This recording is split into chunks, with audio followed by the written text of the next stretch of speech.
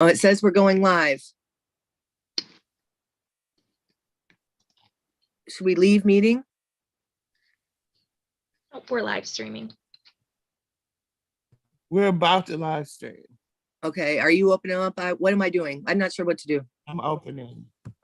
Got it. This is the People's Water Board Coalition's Water Wednesdays webcast for March 30th, 2022. Welcome, welcome, welcome. We are back again, beloved community, with the People's Water Board Water Wednesdays webcast. We currently are having some technical difficulties, and our tech guy, Lou Novak, is not with us today. So we are doing the best we can, and we appreciate you being with us. Today, we have a very special host, very special guest, Shannon Abbott, and she is extraordinary, an extraordinary organizer. We've worked with her on so many occasions. We just are coming off of working with her on World Water Week, and we did an extraordinary World Water Week. We had a lot of events, a lot of programming, and we're just going to get right into it with Valerie Jean, my co-host, and talk a little bit about an overview of this week's World Water Week. And thank you so much, Shannon, for being here, despite all of our technical difficulties. Thanks for having me. It's a short show, so we're going to get right into it. And hopefully, if we pop off, everyone we'll do our best to pop right back on and go through any kind of technical difficulties that we're having. It's so great to have you here, Shannon. And I really appreciate you coming on at such short notice. We asked you just a day or so ago, so thank you so much. And we wanted to talk to people about World Water Day and kind of the activities that went on around Michigan, because we want people to be ready for next year, right? We want people to be thinking about it and things that they themselves can do to protect water. So could you give us just like a brief overview of World Water Day history and kind of what it is? Yeah, for sure. So World Water Day, it's an annual United Nations event. It's an observant that's held on March 22nd every single year. And it actually started about 29 years ago. So next year will be the 30-year anniversary, which is really exciting. And the whole purpose of World Water Day is to focus on the importance of water. And each year they actually have a different theme for water issues that are highlighted, which is really great. It celebrates water, it creates awareness for the billions of people living without access to safe water around the globe, and really wants to tackle our water crisis. The 2020 theme this year was actually on groundwater, which we work to highlight through all of our various activities, and honestly isn't at the top of people's minds in Michigan when we talk about water issues. So I'm really happy that was the theme this year. And, real quickly regarding World Water Day specifically in Michigan, it's been a coalition effort ever since we began this. It's been led by the People's Water Board Coalition since 2015.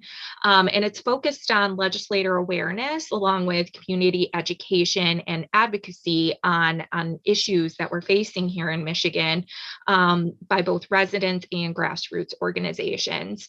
And the first World Water Day, residents from Detroit, Highland Park, and Flint organized buses to discuss water shutoff issues, affordability problems, and contamination in drinking water, which all lead into public health issues.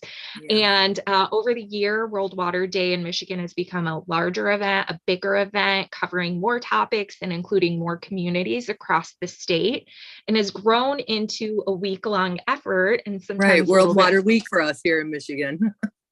Exactly. And it's because one day just isn't enough to talk about all of the water issues that we care about. So right. Yeah, we especially here in Michigan, we have so many, our water's under attack in so many ways. And you just had to have a whole week out of it, and so much work went into it. I know, Nicole, you went to Easter Market and participated in like some actions in social media days there. Do you want to tell Yeah. us a little bit about that? Yeah, so we organized an art build where we made banners and we made posters and t-shirts uh emblazoned with emblems around water and the protection of water and how it's vital to every living source on this earth. And then the following weekend we went to Eastern Market, and we went down there with Kim Redigan and a couple other members of the Flowtown Review, and we wrote a new song. We sang our classics, of course, but we also wrote a new song around line 5. And so Yay. we sang that, It's and we actually started called We're out, Gonna Shut Down Line 5. I love it. yeah, We're gonna yeah, get it. We're and gonna we, hear Kim sing it. yes, it's an awesome song, and it's made to the music of Love Potion #9, So it's because fun. as we know, Kim is an extraordinary writer, and she takes like these classic songs and rewords them to fit our water issues, and Mm, it's just an awesome song. yeah. And so we went down to Eastern Market and we sang a little bit and just kind of started out on the corner, and people were just, as they were walking past, we passed out the postcards about water issues and World Water Week. We got people to take pictures with the signage, and we had these fish that of course indicated the wildlife that survives on the water, and we had people take pictures with it. And not only did they let us take pictures of them, but a lot of people took pictures with their phones so they could upload it to their social media as well. So it got quite widespread. And then we were shocked because we walked through Easter Market and like through the area, the stalls, and like we have vendors that actually were willing to take pictures holding the signage and support World Water Week and water as a human right. So that was really awesome. We had about maybe 4 or 5 different businesses that were down there that the vendors took pictures with us, and then loads and loads of just community. We even had people, one lady said she lived along the river on the border of Toledo and Detroit, like on Ohio-Michigan border. And she was just awesome. She was just willing to take it. She said she's going to take it back to her neighbors, and that she wanted to actually join the People's Water Board Coalition. So that How was exciting really is that? That's yes. wonderful. And That's it really was just awesome, the people, the various people that we touched, because we even had people who you wouldn't think would be even up to worrying about the issues with water, because they clearly had several issues of their own. Like we met someone that was housing insecure, but she took the time out of her schedule to support us. And that was just awesome, to know that with everything she's going through, she still thought enough to support what we were doing. And then we ended up that's why at it's so Bert's special to be in restaurant. community. Yeah. Yes. We It's, ended up at Bert's restaurant where we met a wonderful group of people. And Kim coerced us into getting on stage and doing karaoke of one of our water songs. And people were just like singing along because they kind of knew the tune, and they were like repeating the words after us. And we got people down there to sign up that were willing to join the People's Water Board, and they put our posters in their window. And we actually met an impersonator down there. He impersonates Sammy Davis Jr. how fun.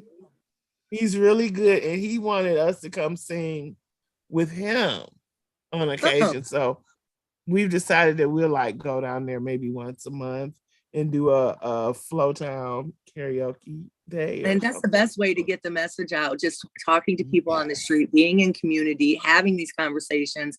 That's why I thought it was just such a perfect action to take. And then, of course, we got all the social media out where we were able to, talk about World Water Day too. So it's just, just one of those perfect, brilliant things to do. Always good. What? Shannon, other things, there were like legislative things that were going on throughout the week. Do you want to tell us a little bit about what those intentions were? Yeah, so we always do legislative actions when we do World Water Day or World Water Week. And the purpose of that is to talk to our legislators about active legislation that we're working to have them take action on and hopefully pass in order to protect our water. And we tend to work with some of our legislators, like Stephanie Chang has been a really wonderful leader, Senator, in helping us to craft legislation that really works on focusing to protect our groundwater, to protect the Great Lakes, and to protect the people ultimately, and making sure that we have water security. And that looks like making sure, and in this particular case this year, it looks like making sure that we are holding our water utility companies accountable for sharing data and information. That's right. Around not only what's in the water, but also who doesn't have water, who doesn't have access, who has shutoffs, and a whole bunch of other pieces of data information, because our water utilities aren't regulated the same way that our energy utilities are. So it's very difficult for us to get the information that we need from them, and the state often doesn't have it either. So working on setting up an actual system where that information is required to be sent by these water utility companies. And we did have 4 really great legislative meetings during World Water Week. We are planning on having quite a few more of them. They were just about to go on spring break, so they were trying to pack as much as they could into that week. And we will be having some other meetings with them when they're back from their break in a couple of weeks here. Yeah, Stephanie Chang is she's a longtime member of the People's Water Board and a water warrior. She's definitely one of us, and spends her days working on creating legislation that protects water. I just so appreciate her for it. I know that you said that the theme for World Water Week was groundwater, which was something, and you mentioned that it's something that we just never think about. We had a few weeks ago on Water Wednesday, we had Yusuf Rabi on, and he talked about all this legislation that he's putting out to protect groundwater. So we luckily have been having this conversation throughout the month. And I know that there's Nicole was part of a press conference for that legislation. Super excited. You did such a great job, Nicole. So do you want to tell us, why was it important to have a global conversation about groundwater on World Water Day? What are people missing? What don't they know? Yeah, so we are really lucky that we have some really amazing legislators in Michigan that are working to protect our water in so many different ways, and the people like Rep. Rob as well. But groundwater, ultimately, it's the bread and butter of fresh water for drinking across the globe, since nearly all of fresh water in the world is groundwater. We are very clearly fortunate here in Michigan to have the Great Lakes, which is the largest surface freshwater source in the entire world. But we still utilize and need groundwater across the state too. It's often neglected because it's invisible, it's under our feet, it's out of sight, so it's out of mind. But in the driest parts of the world, even just thinking about out west in the US, it may be the only water that people have, if they're even lucky enough to have that. It supports drinking water supply, sanitation systems, farming industry, and ecosystems as a whole, all of the life that we have around us. It feeds streams, it feeds lakes, it feeds rivers. And although some of the communities in Michigan pull drinking water from the Great Lakes, like I'm in the Grand Rapids area, we do here, it's not sustainable. It uses a ton of energy to do that. And most of the state does use groundwater wells to access water for everything that we do, including drinking water. And not just in Michigan, but globally, humans have overused and contaminated our water.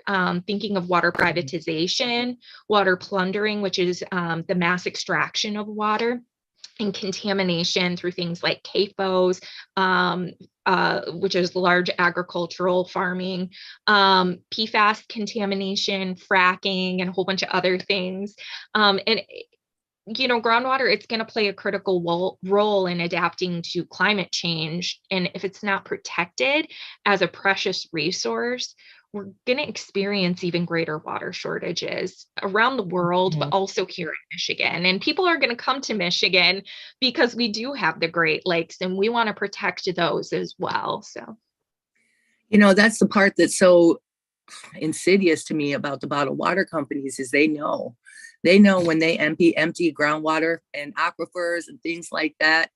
And they know that they're creating a situation that is unsustainable for everyone. It's a dangerous situation. They know it, which is why we've got so many lawsuits coming out with different organizations to kind of stop Blue Triton and Nestle and any other bottled water company from doing that, because they empty out the whole aquifer, the whole thing, and then they walk away. I believe they're well aware of what they're doing, because their ultimate goal is to have it completely privatized.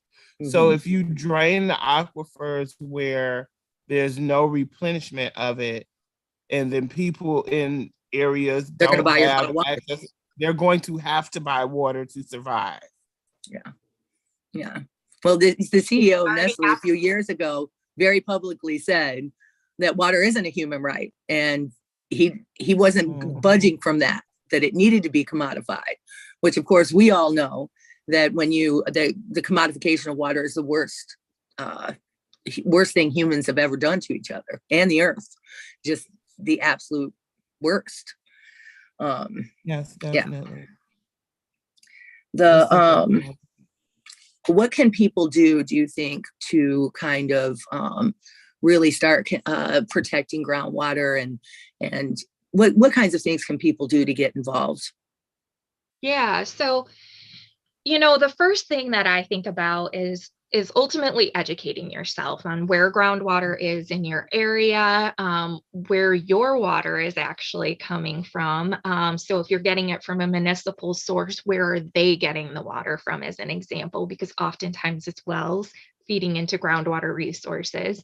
So chances are yours probably is. Well water and things like that are the same thing. They go into underground groundwater aquifers. Learning about the industries in your area, which I know a lot of people are already doing for air pollution and other reasons, but not only in your area, but around the state, a lot of these industries are pumping groundwater, like we just talked about Blue Triton, which is formerly Nestle, and which companies might be pumping things back into the ground and into the groundwater. So companies that do things like mining, potash mining, companies that do fracking, for instance, they're pumping these toxic chemicals back into the ground, which leaches into the groundwater that we pull back up to us. And ultimately kind of connecting those dots between those issues and with partner organizations that are advocating to protect our water. I do think that the biggest thing that we can do right now is to ultimately advocate for our legislators to put strong protections on groundwater as a whole, and to treat groundwater like the Great Lakes, and in so many ways through the Great Lakes Compact and so on.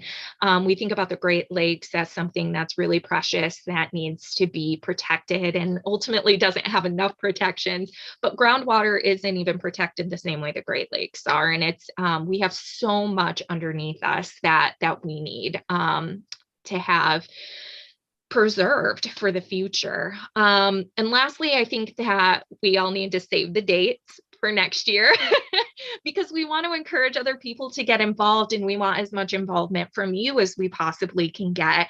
This happens March 22nd every year, and we can safely say the entire week of that week we're going to be doing activities. So save the date, take the time off of work, or if you're able to put in those time off requests as soon as you can, because we want people to take action with us. And the more voices we have actually talking about these things together, the more impact that we have. Right. And the more hands you have at the table, the more people actually working on it, we could create something, just, huge, where everybody knew Yeah. about it, where everybody was having this conversation, so more people, definitely we need more people to help the organizing of it, Yeah. and if it in the comments below, in the comments section, we're going to make sure that we post some educational stuff. The shorty movies that you sent us over, Shannon, we throughout the week, World Water Week, we did these movie times where we all met and we watched short movies about water, groundwater, and World Water Day and things like that. So they're going to be in the comment section below for people to kind of check that out and to learn more about it. I do think that I'm hoping that everybody is really paying attention to the legislation that's being pushed to protect groundwater. We're going to have is it Coop? It's Representative Cooper. Koopa, She'll be thank you. on the 20th. And we're trying to get Representative Rachel Hood scheduled as well, because her bill, all of the bills are important, but hers particularly pertains to privatization in the bottled water loophole bill. And she's trying to close that loophole. Yeah, just to share real quickly about Representative Hood, she's also in West Michigan. She's been my representative in the past, and she actually used to be the director of the West Michigan Environmental Action Council. So she's very familiar with the environmental and water issues that we have around this state and has been doing really great work around that. So follow what she's pushing. Absolutely. Yeah, I can't wait to talk to her about it, and so that our viewers can really learn about it. We're also I'm going to make sure that I put in the comment section below some Float Down review songs and the Shut Down Line 5 song, or We're Going to Shut Down Line 5 song that Kim Redigan made, so that people can start learning that, so that we can sing it really, really loud together. And, we're trying to get a lot of people to the Straits of Mackinac at the end of August, around Labor Day. Also, I wanted to say that the Shorty film series that Shannon and I worked on, that's just a small piece, because there's talks in the works about continuing this film series over time and including some of the longer pieces as well as our shorty films. Well, that'd be great. That is a toolkit or a teaching method. Our hope is to do one of those a month. So definitely keep your ears to the ground and your eyes out for information on those, because, during this shorty film series, our group that put these films together and created a really wonderful list of options, we all learned something from pulling those. And I know everybody who joined us for the shorty film series learned about things, and again, connecting the dots and how these issues not only impact different topics that we deal with here in Michigan, but how people across the globe are dealing with very similar issues and sometimes even worse. So really connecting to why it's so important for us to protect the resources that we really have here. That's a great way to have a movie screening night. That's kind of a great way to learn stuff too, because not only you're watching the movie, but then we have these conversations afterwards, and we're really able to crack it open and see all the interconnectedness, right? Like how we're all just so connected by water. It's one of those things, it's so important to be in community like that, especially, and I mean, it's done over Zoom, so it's safe. It's pandemic. Yes. It's a perfect conversation. And hopefully one day we'll be able to meet in person and have like a movie night and have popcorn and snacks and, beverages, and just sit there and just have an open discussion afterwards about what our take was on what we just finished viewing. So, And for those of you who able to join us for World Water Week activities. Just to share real quickly, we had a ton of different activities that we did. Some of them were public facing and some of them were for People's Water Board members only. But we did have some in-person activities like what Nicole was talking about, kind of that community outreach and story gathering event. There were a couple press conferences, including an interfaith press conference, which was really wonderful. Water walk on Belle Isle, a water ceremony at Hart Plaza right on the river, the art build, and then some of our virtual events that we wanted to make sure that people could be included in, which has ultimately allowed for us to have more people get involved because it's more, for some people, it's more accessible. And that included, reading a short reading, a memorial of the water warriors that we lost that Nicole put together, which was really wonderful. Flow, which is one of our partners, hosted a really great webinar, the Shorty Film Series. And then for the People's Water Board members, we had the film screening for the long-awaited Who's Water film by Kate Levy and NCLA and People's Water Coalition, water trivia game nights with prizes, virtual lobbying on the bills that we're supporting and lobby training for it. So there's always more to be a part of. If you're not a member of People's Water Board Coalition, be a member. That's right.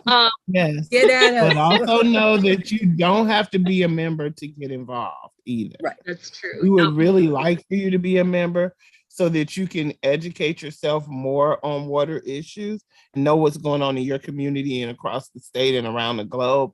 But if you don't feel like being an organized member, you can still do your part and get involved and help out in any way that you see fit.